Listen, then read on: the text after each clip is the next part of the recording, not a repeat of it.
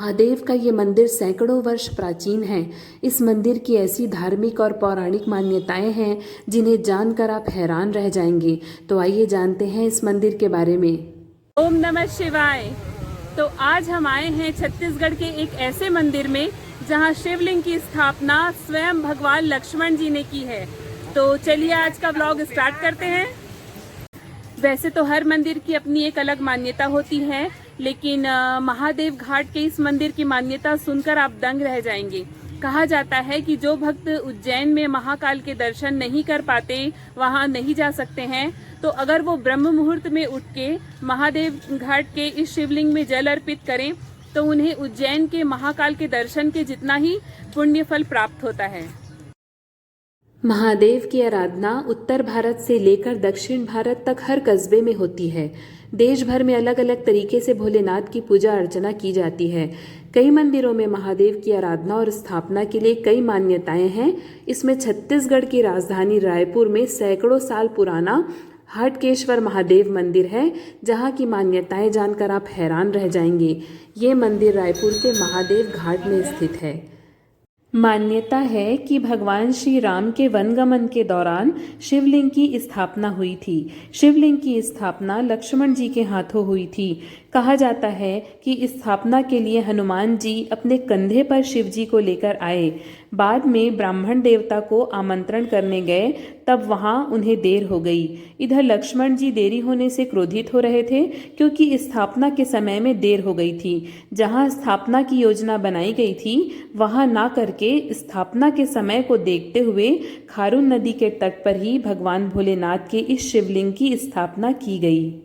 नागेंद्रहाराय त्रिलोचनाय भस्मरंगाय महेश्वराय नित्याय शुद्धाय दिगंबराय तस्मै नकाराय नमः शिवाय। महादेव के मंदिर के बिल्कुल सामने श्री पंचदश नाम जूना अखाड़ा है। अखाड़ा प्राचीन काल में भारत के साधु संतों का एक ऐसा समूह होता था जो संकट के समय में राष्ट्र रक्षा और धर्म रक्षा के लिए कार्य करता था। इस प्रकार के संकट से राष्ट्र और धर्म की रक्षा करने के लिए साधु अपनी अस्त्र विद्या का उपयोग भी किया करते थे। जूना अखाड़ा में माँ काली का ये मंदिर है और यहाँ दीवारों पे माता रानी के 9 रूपों को बहुत ही सुंदर तरीके से बनाया गया है।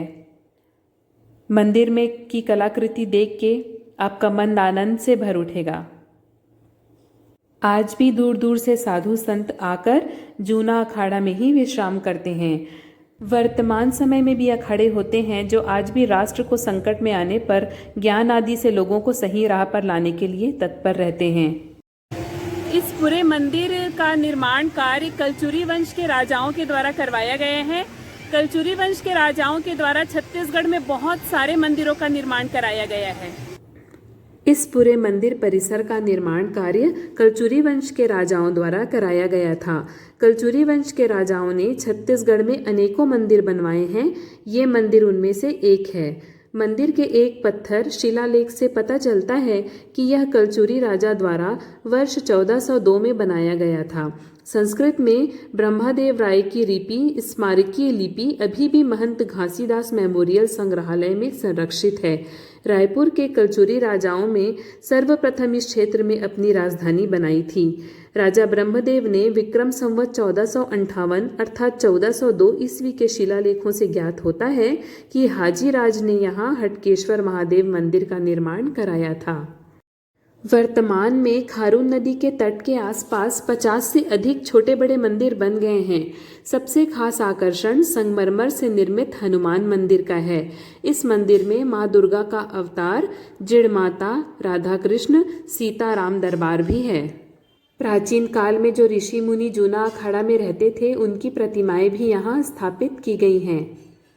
इस मंदिर की खास बातों में से एक खास बात यह है कि यहाँ 500 वर्षों से यहाँ एक ज्योति धुमा प्रज्वलित की जा रही है। इस मंदिर की खास बातों में से एक बात यह है कि यहाँ पर विगत 500 वर्षों से एक पुराने अखंड ज्योति धुमा प्रज्वलित की जा रही है। लोगों का मानना है कि इस अखंड ज्योति के दर्शन मात्र से लोगों के कष्ट दूर होते हैं, तो वहीं कुछ लोग इस ज्योति के ताव से अपने रुद्राक्ष को सिद्ध करते हैं। 500 साल से लगातार अखंड धुनी जो प्रज्वलित हो रही है, महादेव के भक्त धुनी की भभूत को प्रतिदिन माथे पर लगाने के लिए अपने घर लेकर जाते हैं। प्रज्वलित होती इस अखंड धुनी को देख के बहुत ही शांति और सुकून का अनुभव होता है। मंदिर का जितना अधिक महत्व धार्मिक और पौराणिक है, वैसे ही धार्मिक मान्यता के साथ पर्यटक को बढ़ावा देने के लिए राज्य सरकार ने महादेव घाट में नदी के दोनों छोर को जोड़ते हुए एक लक्ष्मण झूला बनाया है।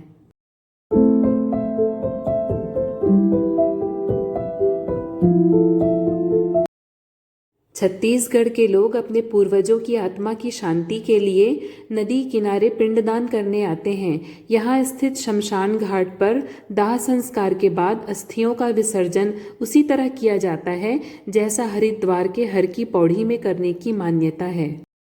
खारून नदी में जाकर पूर्वजों की आत्मा की शांति के लिए पिंडदान भी किया जाता है। यहाँ किए गए पिंडदान का महत्व काशी एवं गया जी में किए पिंडदान के बराबर ही माना जाता है। अगर आप आएंगे महादेव घाट के इस मंदिर में तो पूरे दिन का समय निकाल के आइएगा, क्योंकि यहाँ बहुत कुछ है देखने के लिए। लक्ष्मण झूला है, गार्डन है और महादेव का ये प्रसिद्ध मंदिर है। तो आप यहाँ जब भी आएंगे तो बहुत सारा टाइम लेके आइएगा, बल्कि पूरे दिन का टाइम लेके आइएगा। इस मंदिर को एक अलग पहचान देने के लिए यहाँ पर छत्तीसगढ़ शासन द्वारा लक्ष्मण झूला भी बनवाया गया है। मंदिर से निकलते ही कुछ कदम पैदल चलने के बाद ही आपको ये लक्ष्मण झूला देखने को मिल जाएगा। दूर दूर से लोग इस लक्ष्मण झूला को देखने के लिए महादेव घाट आते हैं। आप यहाँ के नौका विहार भी कर सकते हैं।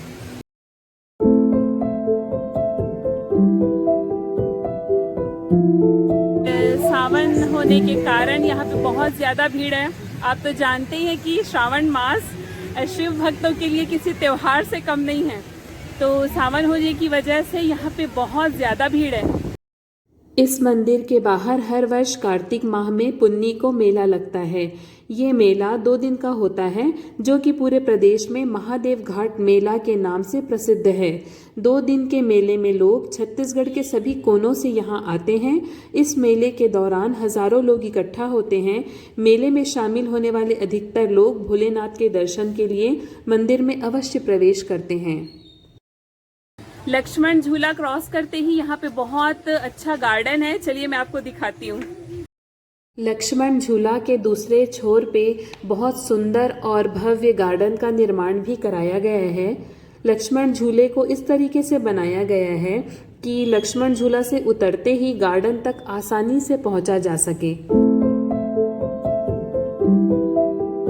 तो कैसा लगा आपको आज का व्लॉग अच्छा लगा हो तो प्लीज चैनल को सब्सक्राइब और वीडियो को लाइक जरूर कीजिएगा। तो मिलते हैं नेक्स्ट व्लॉग में, तब तक के लिए बाय बाय।